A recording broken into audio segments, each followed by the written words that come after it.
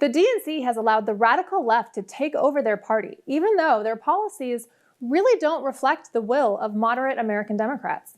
The average American Democrat cares about the difference of a tax bracket by income level and social services versus incentivizing employment. The party that has nominated Joe Biden and Kamala Harris to the ticket has taken a firm stance on pro-crime and anti-law enforcement.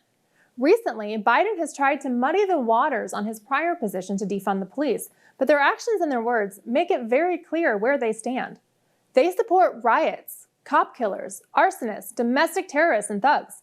Why haven't we heard a cry of outrage from the left that the Mueller team wiped their phones clean, committing felonies to hide likely other felonies that they committed?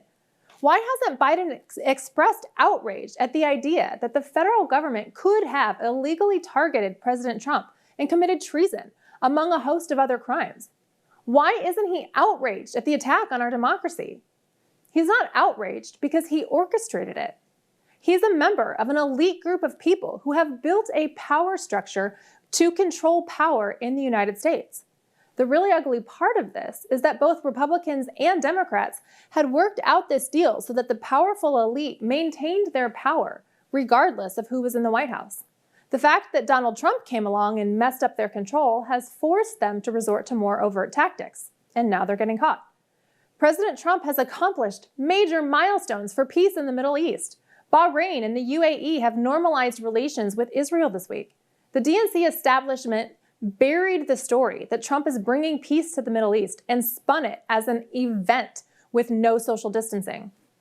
They've sunk so low they can't see what matters.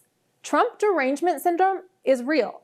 I actually think the liberal media is incapable of honestly evaluating Trump's successes. How else could they overlook peace in the Middle East? The media will tell Americans to hate Trump, hate his personality, his diplomacy, or whatever else they say about him. The problem for the Democratic Party is that Americans can see for themselves what's happening.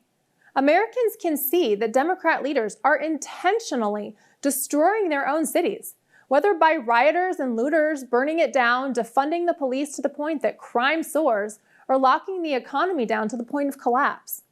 Democrat leaders are wreaking havoc on their own cities across the nation and hoping that the American people will believe it's President Trump's fault. Americans are smarter than that. The crime, danger, and anarchy is breaking out in Democrat cities that support defunding the police, or redistributing funds, as Democrat politicians like to call it. The chaos, destruction, and danger is purely derived from Democrat policies. In his rally speeches, President Trump has said he would quell the violence in 45 minutes with an influx of law enforcement. But the local Democrat leaders won't let him. They're out of options. They can't win on policy, and they've already staked their claim as the party that supports criminals and hates police. They're now at the point where they realize that strategy isn't working. Americans don't like crime in their streets. They want safe neighborhoods. They want the economy open. They want to go to church. President Trump is the only candidate on the ballot that wants the same thing as the American people. I'd love to hear your thoughts on current events. If you have questions you'd like me to ask the panel, please send your comments and questions to weeklybriefing@oann.com. Remember to watch Weekly Briefing every Saturday and Sunday at 2 p.m. Eastern. Thanks for watching.